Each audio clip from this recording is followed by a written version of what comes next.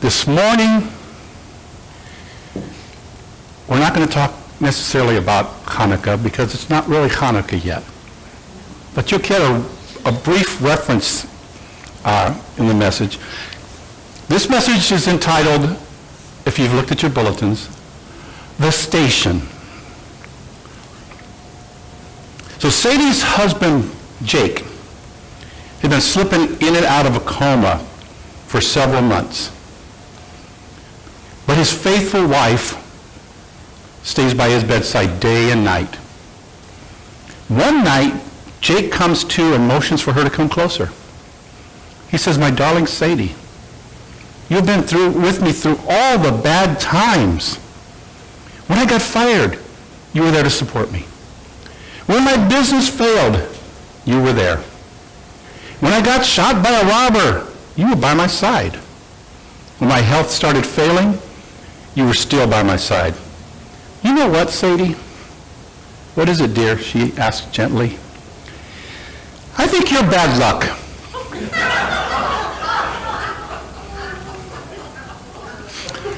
Now, rabbis and pastors and counselors have heard stories like Sadie and Jake for years. There's so many life stories out there that are complete with the ups and the downs, the good times and the heartaches. The key to all of this is to try and learn from all those various stories we hear. And that filters right on down to everyone else. Not just leadership, not just counselors, but all of us.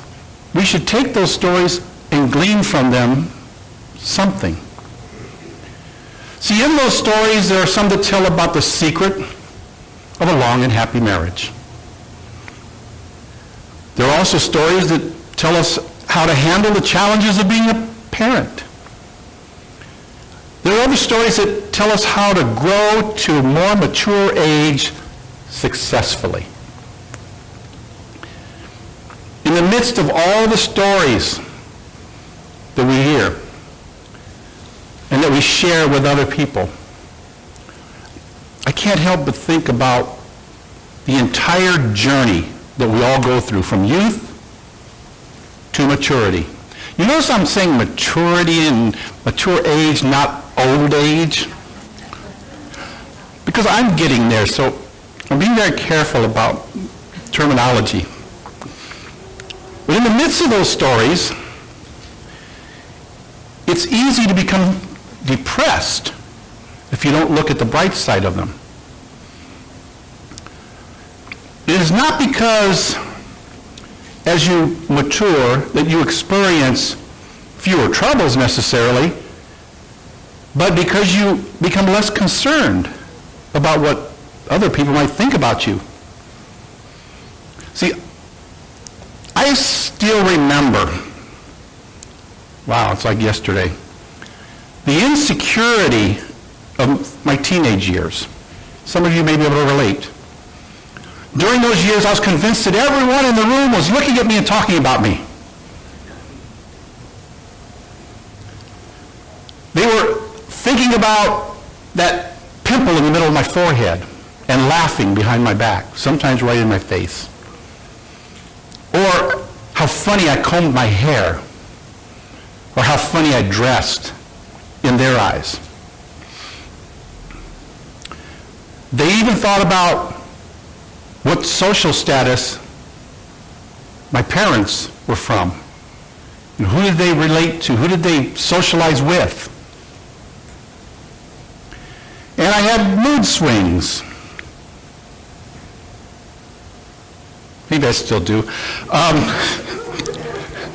they would shift everywhere from elation to misery at the drop of a hat.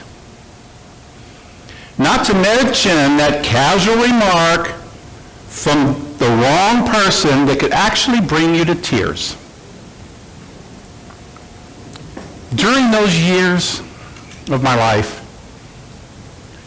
those teen years when I was still trying to develop and grow and to figure out who was I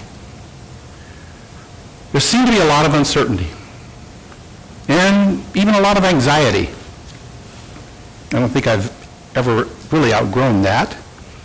But there was a struggle to determine identity. In that time, some of us may have rebelled against authority figures.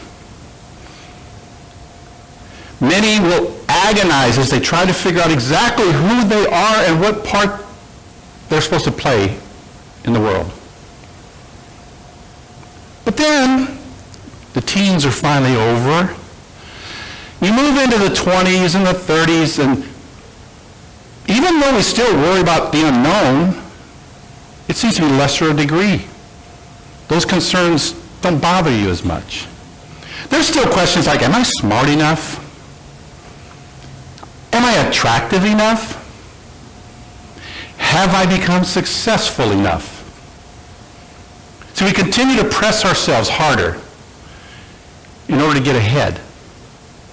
We keep trying to find ways to impress employers so we can rise up the corporate ladder. We torment ourselves worrying about whether or not we actually measure up to our peers. There's some that say as we enter into middle age and beyond, the road of life tends to smooth out. Mainly because of the fact that our opinion of the world starts to matter less. We don't necessarily worry if somebody thinks I don't look like them. I don't worry if I'm not at the same financial point in life as they are. There's still those goals, but it doesn't bother me as much. See, we've by that time accepted the fact that we have reached a place that we can accept ourselves. We've made that discovery. And now we have a bit of inner peace, which was, as we find, seemed to be the secret all along. If you have the inner peace, you don't seem to be bothered by the things that surround you as much. But as you get in the middle age years, you start understanding that. So that turbulence that we experienced, much of which was self-inflicted, that came from our younger years, morphs into something a little more comfortable and even a bit more rewarding. Some would even say that this makes midlife the time when our lives really begin. This week's Torah portion. It appears, at least on the surface, that Jacob was settling into a time of middle-age satisfaction. He thinks about all the distress and the uncertainty of his youth, but it's finally behind him.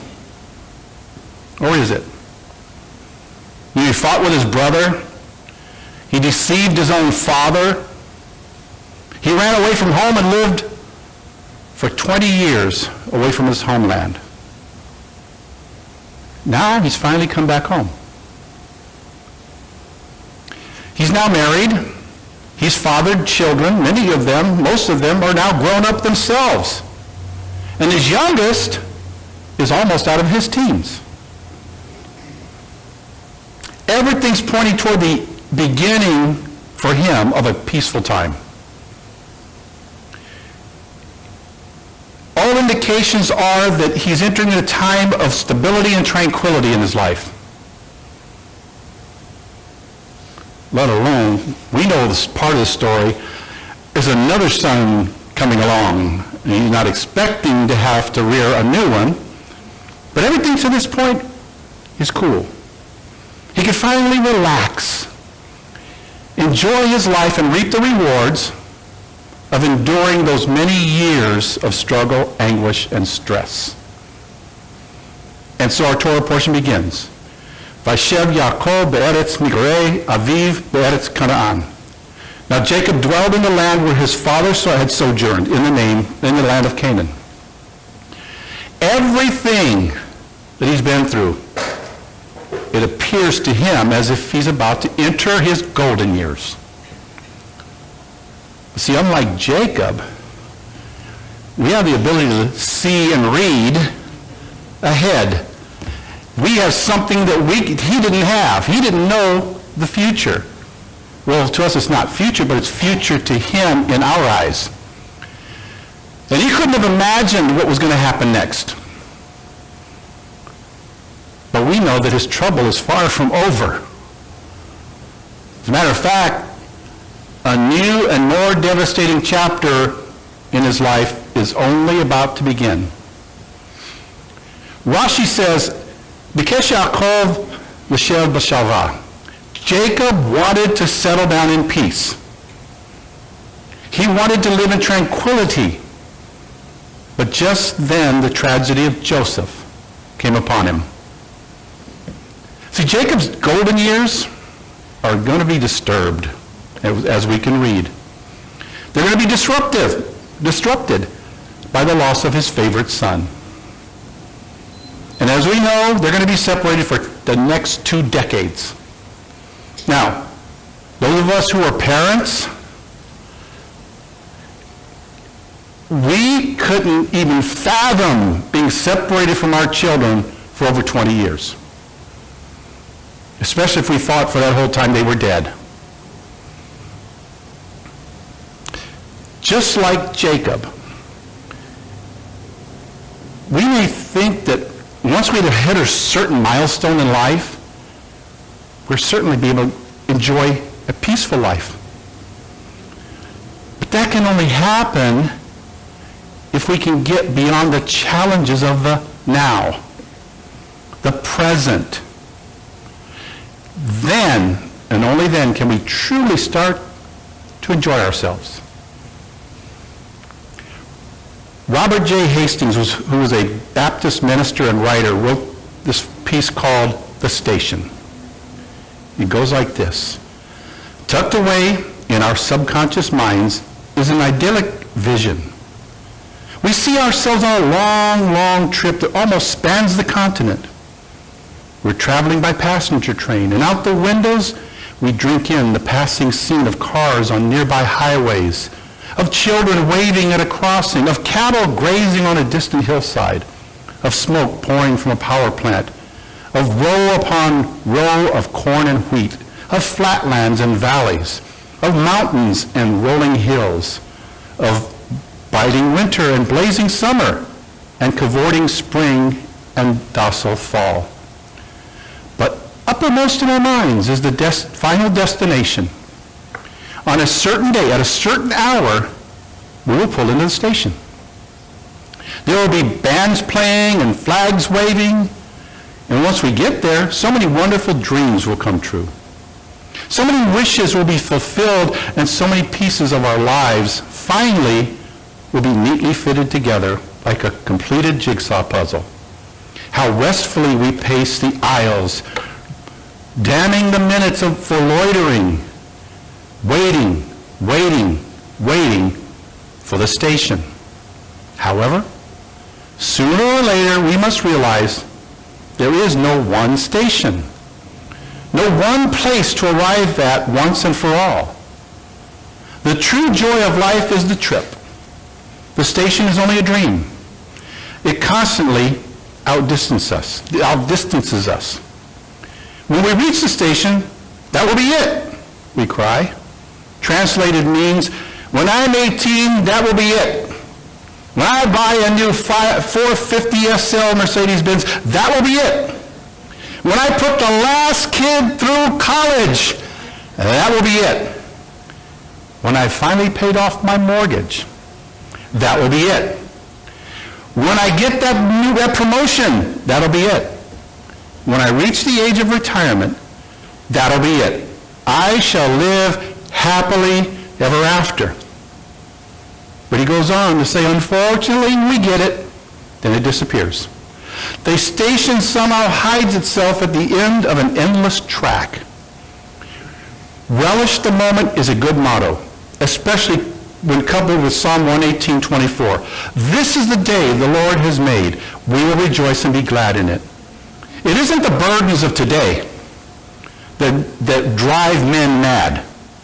Rather, it is regret over yesterday or fear of tomorrow.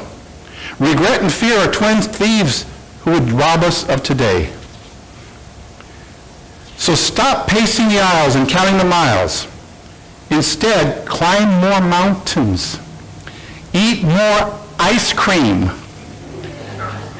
Go barefoot oftener. Swim more rivers. Watch more sunsets. Cry more, laugh more and cry less. Life must be lived as we go along. The station will come soon enough. Now, could Hastings have been right? I mean, how much time do we spend waiting to get to our own station in life? We wait, not so patiently sometimes, for our kids to finally sleep through the night or grow out of their diapers. We wait for them to begin school and then graduate or get married and have our grandchildren or just straighten out their lives and become independent. We even wait for ourselves. Wait for ourselves to lose weight or meet the right one or overcome problems in our marriages. We keep waiting. We seem to be forever waiting until we finish our final exams or until we find a better job or buy a home or become financially stable. We continue to wait until things begin to slow down enough for us to do whatever it is that we truly love and enjoy. We can almost see it. The station is just up ahead. We're getting closer. That period of time in the future when things will finally be straightened out and be happier.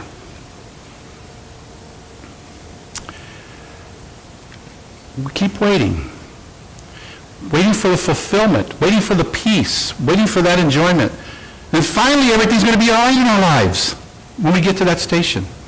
Then, much like Jacob, we'll finally be content and the good life will begin at last.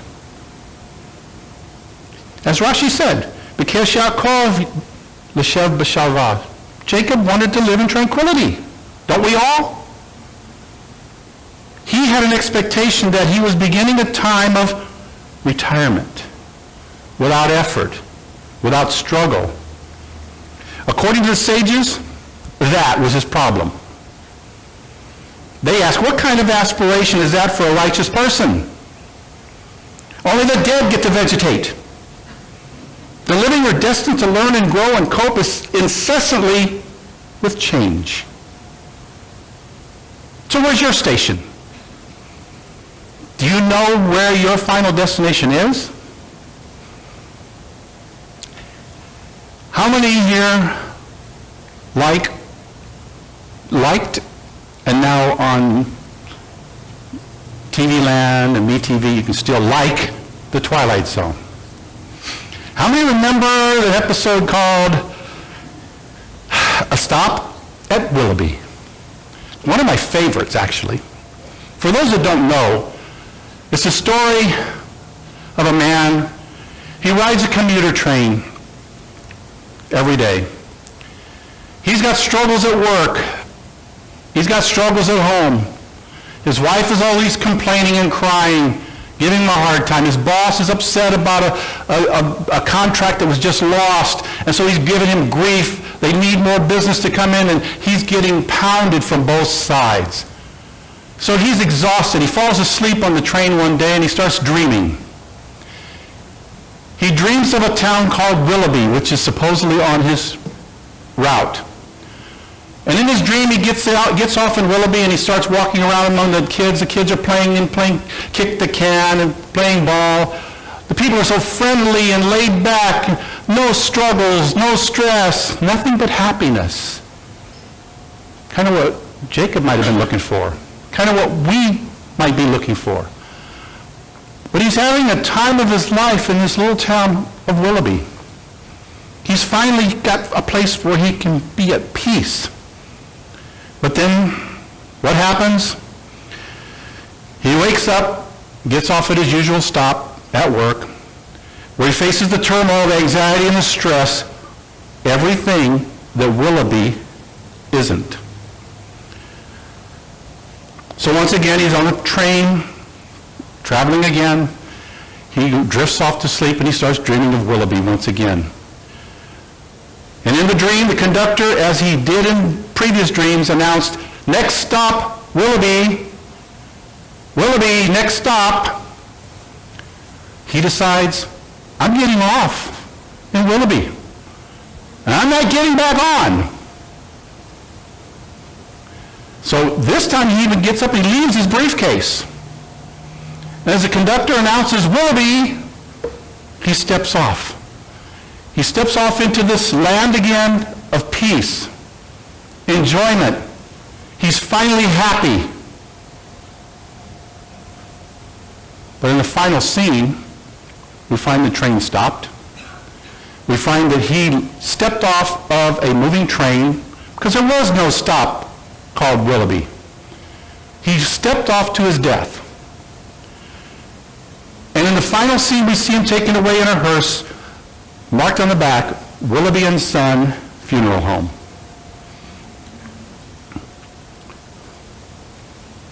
So you could say he got to a station.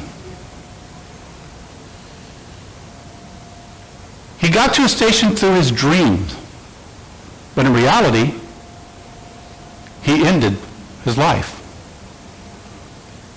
See, we all get to our station. Eventually. Whatever or wherever or whenever that is, we get there. But for the most part, that happily ever after time we've been anticipating and dreaming of, all too often fades into obscurity. It becomes a dream that we've just woken up from. There's always going to be new challenges, new struggles, most of which we could have never anticipated, like Jacob. Could he have anticipated his older sons selling his baby away into slavery and claiming that he was dead? He couldn't have anticipated that. There's no way. But they appear sometimes right before our eyes. Maybe we'll never make it to the station we're expecting. We'll never get that better job. We'll never be able to take that trip that we've dreamed of and planned on and promised ourselves that we were going to take someday. We'll never write that book that we planned to write. We may never resolve broken relationships. And that happens. That peacefulness that we've waited for so long continues to be just out of our reach. It's still the next station. But that doesn't mean we never get to experience the happiness. It just means that getting to the destination isn't what will bring us to happiness. As Hastings said, sooner or later we must realize there is no one station, no one place to arrive at once and for all. The true joy of life is the trip. The station is only a dream. It constantly outdistances us.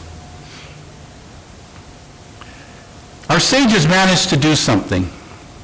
They scheduled things in such a way that every year when we read about Jacob and Joseph, it's just in time for Hanukkah. Year after year, we prepare for the Festival of Lights. We remember the bitter story of a man who was anxiously awaiting the good times of his life to begin in order that his life could finally begin. And every year, we light candles in the darkness, adding a new candle each day. To paraphrase Hastings, life isn't about pacing the aisles and counting the miles and dreaming about what lies ahead. Life is about lighting a new candle right here and right now, while at the same time savoring each day as special. It's not about yesterday. That's done. It's not about tomorrow. Tomorrow's not promised. celebrate and appreciate and savor each day as we reach it. Life is about making our own sacred times. It's about making our own festive times, making our own joyful times right now. Life is not reaching the end of the line. It's finding fulfillment during the journey. So while it's here, let's remember what Psalm 118:24 says. Zehayom asa Adonai nagila v'nishcha vo. This is the day that God has made. Let us rejoice and be glad in it. And as we do that, as we travel, as we're looking toward that destination, as we're looking for the fulfillment that we've expected all of the years that we've been living, let's not forget what Yeshua said in John chapter 14. Do not let your heart be troubled. Trust in God. Trust also in me. In my Father's house there are many dwelling places. If it were not so, I would have told you that I'm going to a place to prepare for you. If I go and prepare you a place, I will come again and take you to myself, so that where I am, you may be also. And you know the way to where I am going. That's our ultimate station. That's our ultimate destination. To be in our Father's house. That is our anticipated goal. But along the way, they're going to be, as Hastings said, there's going to be more stations. There's not just that one station. That's the end of the line for us. We have a lot of stations to stop at on the way. We have a lot of people to speak to along the way. You know, I could have not taken that phone call yesterday, which I normally wouldn't. I was already going out the door. I had already completed what I needed to do, and the phone rang. I saw a number that I didn't recognize. I could have just let it go to voicemail.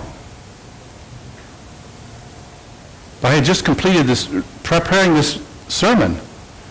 And as I answered the phone and the young man started speaking to me, I realized that was the station I needed to stop at that moment. I needed to hear his story. I needed to hear his cry. And I needed to speak to him and reassure him and pray with him and make arrangements to find a way for him to get to his next station, which would be a Messianic congregation, according to him. But that was somewhere I had to stop. I had to get off. I had to spend the time at that station, even though I had not reached my ultimate destination. There's not just one stop along our path, along our journey. But we need to enjoy each and every moment of the journey. We need to find what our purpose is in each and every moment of our journey. At every station that Adonai takes us to and has us get off, we need to be prepared to share the gospel. We need to be prepared to hear people's cry, to pray for people. And as Steve always prays, become better ambassadors. Ambassadors from different nations visit other nations, and they shake hands, they speak to others, and they promote their nation that they represent. We're ambassadors of a holy kingdom. We're ambassadors of God's kingdom. Shouldn't we promote that kingdom in our lives to others? That's what we're here about. That's what we're supposed to be doing. So let's start doing it more. If you're doing it already, continue to do it. But don't be deceived into thinking like Jacob did, it's time to relax. It's time for me to just stop all the work and relax. Because as we know, as we read on, he now has that burden of his son supposedly killed, his favorite son, and then not too long after, he has another son that now he has to raise in his old age. Which, of course, he became his favorite son as well, because the other one was gone. But we have to be ready to accept that new challenge. Jacob had to do that.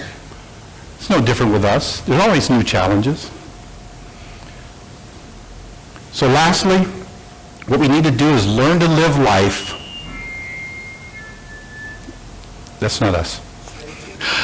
Live our lives as the title of a 1970s sitcom says, one day at a time. Lord God of Abraham, Isaac, and Jacob, we thank you, we glorify you, and we just bow down before you, and we're so grateful that everything you've done for us has been for our good. Even the things that we thought weren't good, they were life lessons, and we embraced them because they've taught us certain things that allow us to move on and grow deeper and deeper in you. As we walk this life that you've given us, Lord, let us always remember there are many stations on the way to that place Yeshua is preparing for us. There are many stations where you want us to get off and share the good news. Many stations where you want us to get off and pray for people. Many stations, many people, many sheep, all of which need a shepherd. And we know the great shepherd. And we should be directing those people, those sheep, to the great shepherd. We should show love for them. Let us not become like some of the people, the young man I spoke to yesterday spoke of, that were very rude and not very welcoming and not very friendly. Let us be loving, accepting, caring, nurturing, encouraging, so that we become that beacon of light. And then we don't become that light that's under a bushel or hidden from everyone else, keeping it to ourselves.